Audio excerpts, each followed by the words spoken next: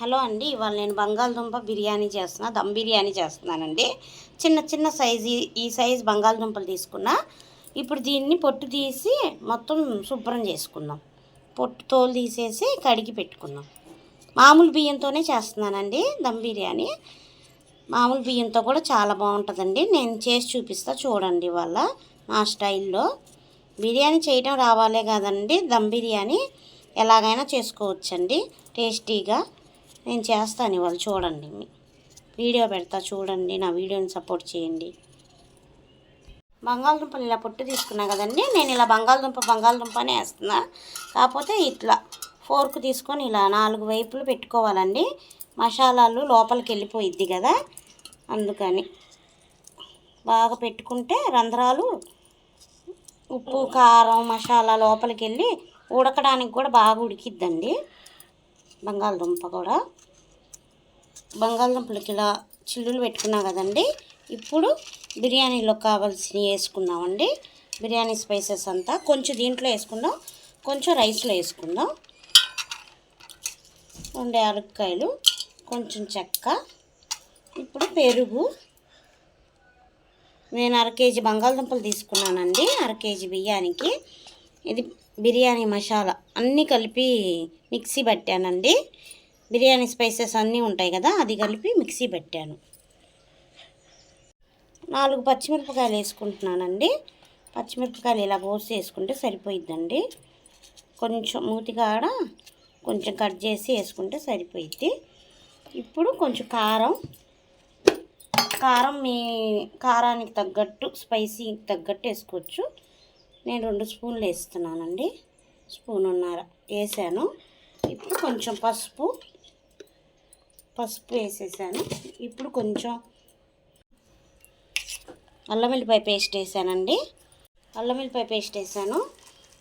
Fry onions వేస్తున్నానండి. కొంచెం లవంగా చెక్క పౌడర్, ఓన్లీ లవంగా చెక్క పౌడర్ అండి, కొంచెం వేస్తున్నాను లైట్గా. ఎందుకంటే ఘాటు ఉంటుందండి బాగా. లవంగా చెక్క విడిగా వేసుకున్నాం కదా, అందుకని నేను స్పైసెస్ అంతా లైట్గా వేస్తున్నాను. ధనియాల పౌడర్ వేస్తున్నానండి, ధనియాల పౌడర్ వేసాను.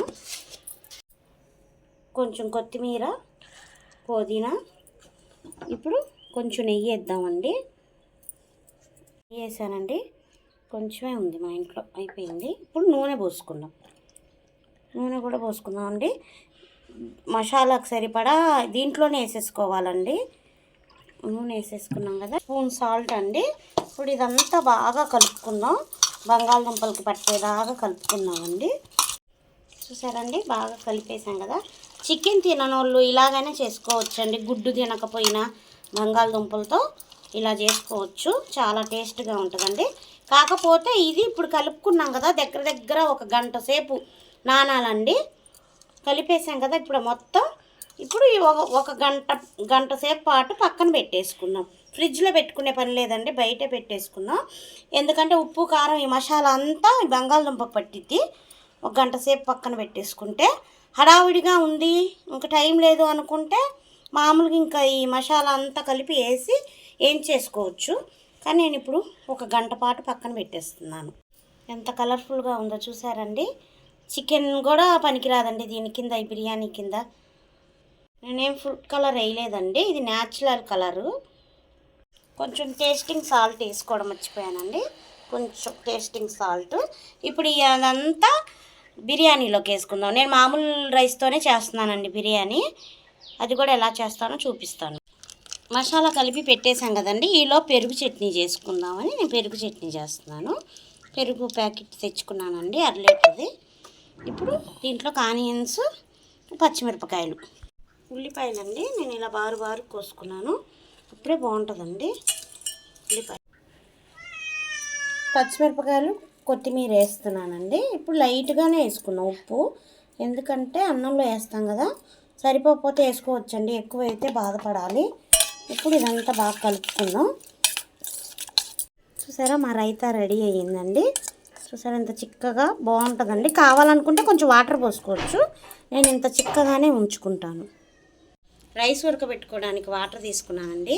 ఇప్పుడు బిర్యానీకి సంబంధించినవి అన్నీ వేసుకున్నాం. సాజీరా, టేస్టింగ్ సాల్ట్, బిర్యానీలో వేసుకునే అన్నీ వేసుకున్నానండి. ఇప్పుడు కొంచెం ఉప్పు, అన్నానికి తగ్గట్టు ఉప్పు వేసేసుకొని ఇప్పుడు స్టవ్ మీద పెట్టేసుకున్నాం. కొంచెం నెయ్యి వేసుకున్నానండి, ఇందాక లేదు కదా, నేను ఇప్పుడు చేసుకున్నానండి, ఇంట్లోనే చేసుకుంటాను నెయ్యి.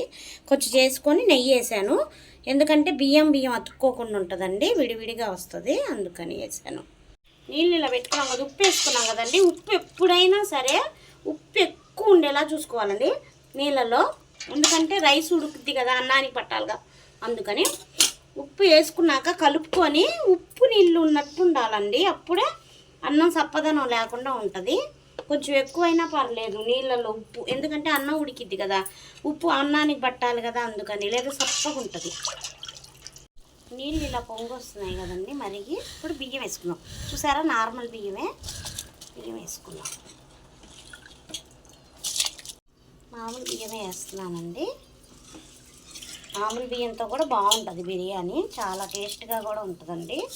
బాస్మతి రైస్తోనే చేసుకోవాలని ఏం లేదు, దాంతో ఒక టేస్ట్, దీంతో ఒక టేస్ట్.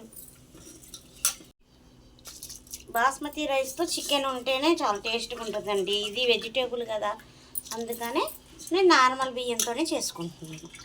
ఇప్పుడు అన్నం ఉడుకుతూ ఉంటుందండి, చూసుకుంటూ ఉండాలి. ఇక్కడే ఇప్పుడు టెక్నిక్.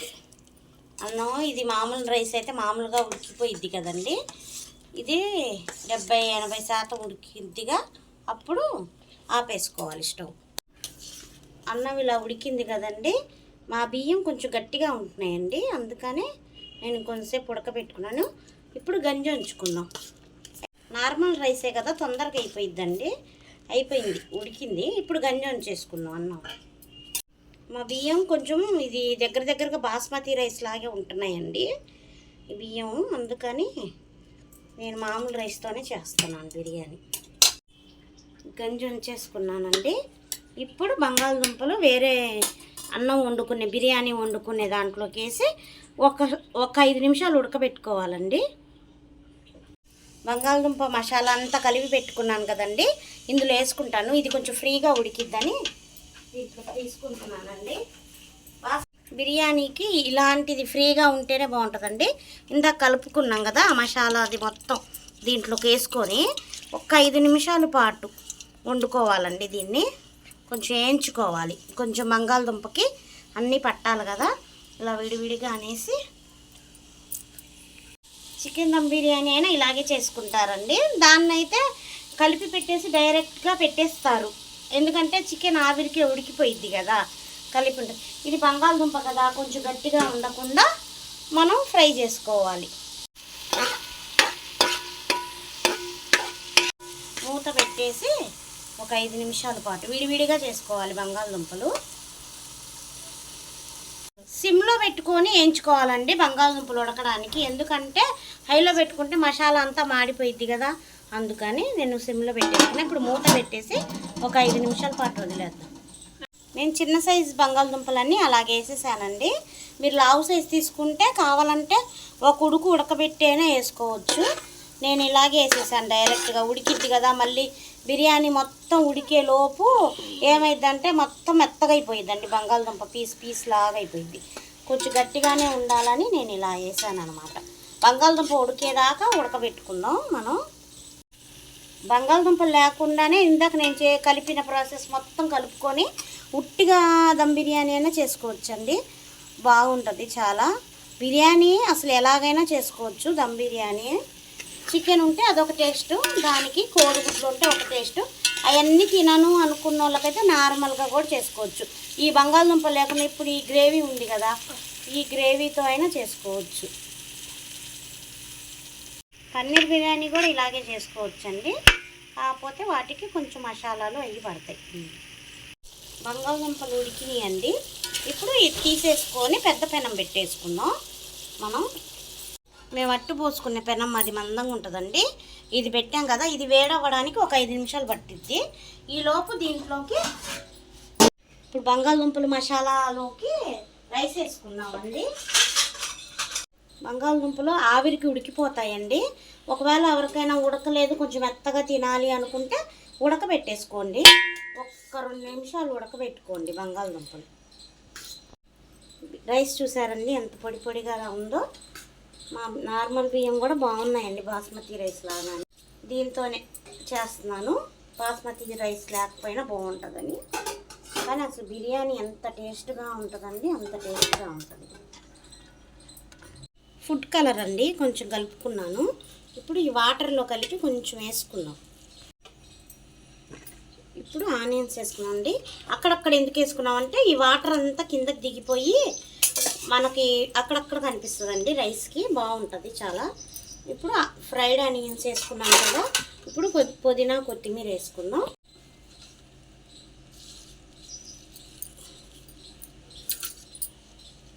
నెయ్యి వేసుకోవాలండి.